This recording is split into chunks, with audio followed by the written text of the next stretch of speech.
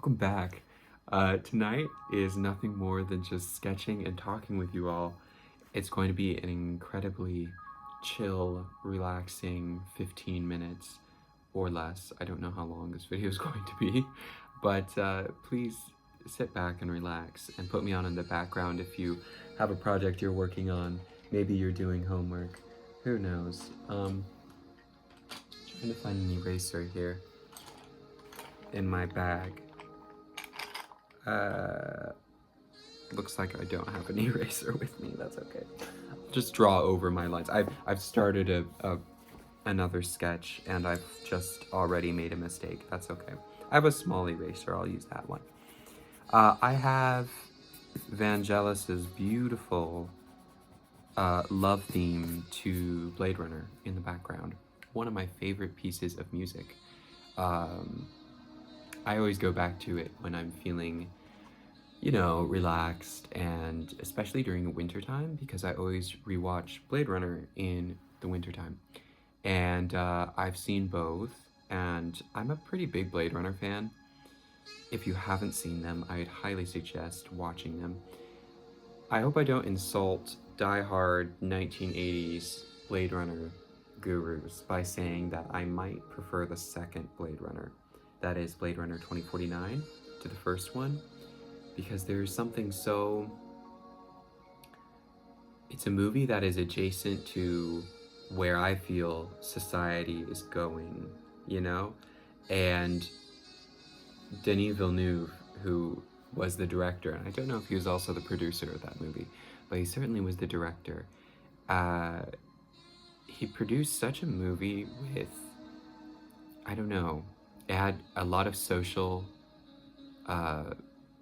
gravitas,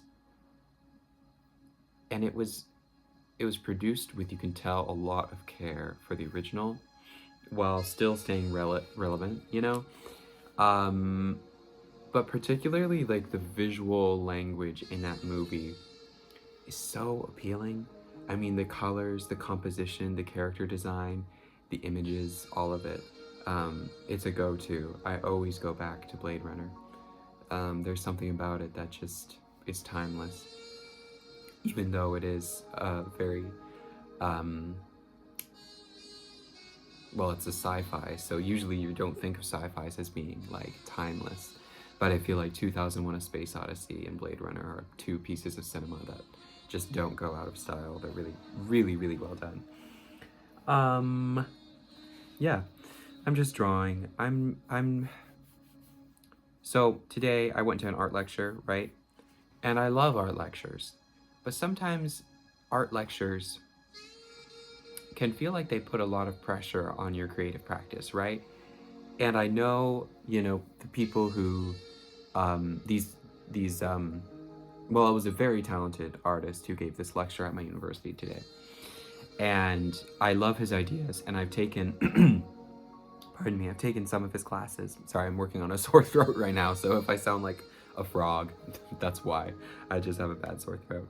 But I've taken some of his classes. I love him as a person, and he's genius, and but sometimes when you hear a lecture on art, it can put you in kind of a frustrating position, because then you feel like there are rules to how you make art, and then you start overthinking, am I a good artist? Is my stuff worth being produced? You start working it up in your head.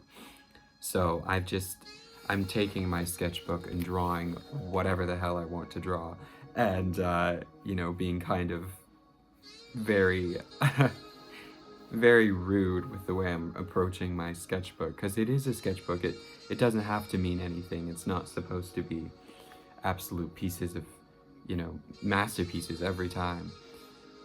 And I think, oddly enough, animation reminds me of that. Not every frame of animation needs to be an absolute masterpiece, right? I've been rewatching Arcane, partly because I love the storyline of Arcane, and I love the characters, and I love basically everything about that show, including its second season, which I know was controversial. I know some of you guys didn't like the second season of Arcane. I loved it. And I don't know, but the the animation to Arcane is world class, you know. It's astounding.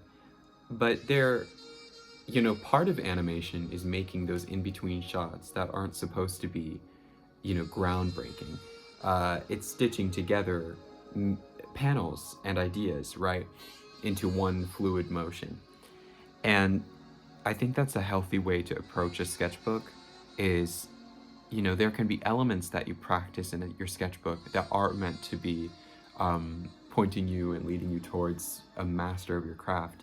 But you can't beat raw practice. And I think beating ourselves up about, well, did I think about this picture enough? And, am I doing this method correctly? Is this pointing to something deeply insightful? Those questions are nice, but they can also be kind of suffocating.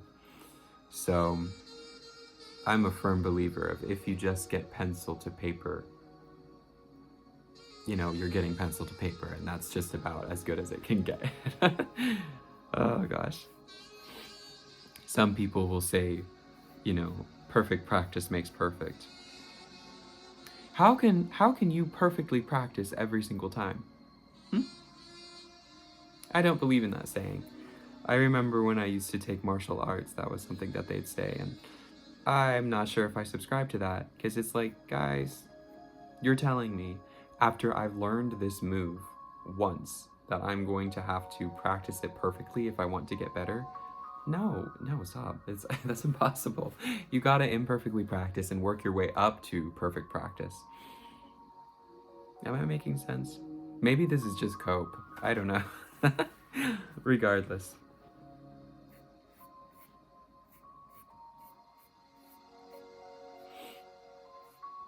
I think also, so I've been making my way through this massive Norton anthology of English literature on the Romantic period, right? And I just got done reading Wordsworth's, I guess it was wasn't his prelude, it was his introduction to, what was it called? His introduction to lyrical ballads, right? His preface to lyrical ballads in 1802, and he talks about the subject and language of poetry, what is a poet, and emotional recollected in tranquility. And I read some of that for a different video of what is a poet, which I think has everything to do with an artist.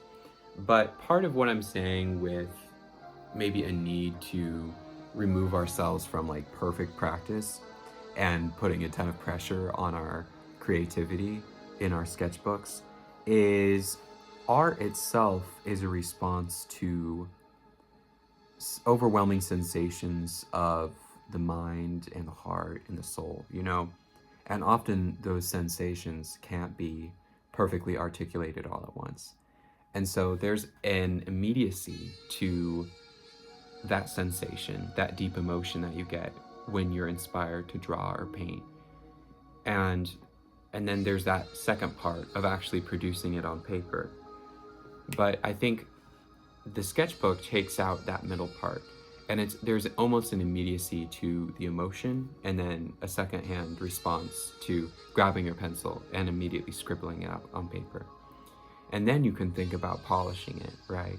Or maybe you operate in a different way, and you just, when you have that emotion, you immediately start polishing it. But I'm the type of guy where if I have an emotion or an idea or a thesis of what I want this picture to be, I need to work through it, right? And it might be kind of a really ugly sketch at first, but then over time, it can get, polished is the right word. It can get polished into this beautiful, piece of art. But it doesn't always have to happen that way, and often it doesn't. Speaking of which, I'm going to work a little bit on this sketch and then come back. See you soon. Okay, I'm back. This is the sketch I produced. And yeah, it's imperfect. I'm already seeing flaws in like the nose and, oh gosh, in the eyes and stuff. I feel like the eyes need work. They're not looking symmetrical. Oh, that's really bugging me.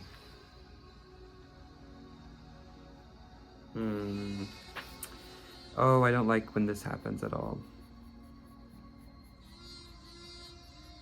See what I was talking about with imperfect sketches? This is not looking good. I mean, it's fine, but it's like, okay, so my camera, it records stuff like a mirror. So when I hold my paper up, I'm seeing the mirrored image of the sketch. Not looking good. Not looking good at all. Oh my gosh. Yikes. I think the nose is a little too long. That's okay. It's kind of like Angra's. I don't know. It's almost like a Vermeer. It's fine. And it's just one piece of paper. I think this one came out well because it's not trying too hard on details. It's, well, actually, it kind of looks rough too. No. No. Okay, well, better luck next time. It's fine. It's fine. It's okay. There's always your next piece of paper, you know? there's always the chance for it to just be beautiful the next time around. Yeah, that kind of looks like shit. That's okay. That's fine. At least I practiced, you know? I guess that's the point I'm making all along, is it doesn't really matter. Maybe, you know, someone out there might just look at that and be like, that's beautiful, you know? And in the end, it doesn't really matter, you know? Yeah, I'm already starting on my next sketch. I'm like, anyway. I hope you guys are doing okay. Probably a lot of you are in school like me. Sometimes the hardest part of school is, like, it's gonna sound so bad. I don't mean it this way. It's like seeing the people sometimes can be tough because, I don't know, people are complex. The problem I face sometimes is you'll see someone that you absolutely love and you'll talk with them, and then within 30 seconds you'll see like one of your enemies and you'll be like, you know, you'll be in this like really awkward position. Or like you'll see someone like within the span of 30 seconds, you'll walk by your crush and then you'll see like a friend you've had for life, and then you'll see an op, right? Like there's just like this, it's hard to balance social interactions. It really is.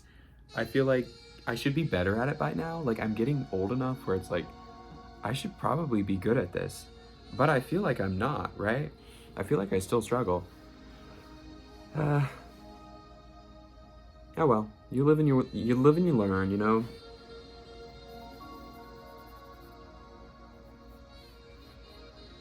It's also weird, like, sometimes you'll have a professor that, like, you've gotten in trouble with, right? Like, and then the next semester you just have to act like nothing ever happened, you know? And so it's just like, okay, it's just weird. I don't know. Oftentimes I just prefer to stay home because it's just so much easier, or just stay in the studio, right? But you know, there's my core group of friends that's like it's really fun to hang out with, but sometimes on a campus setting there's just so many people, it's like I just get inundated with like social anxiety, right? I don't know if you guys can relate or if it's just a me problem, but regardless, I hope you've enjoyed this zen, peaceful, well, I hope it's been peaceful, sketch along, and I hope you've gotten something done or watched, and anyway, this is always my highlight to talk to you guys and you know, share my experiences and the stuff I'm working through as an artist. So can't wait to talk to you soon. See you later.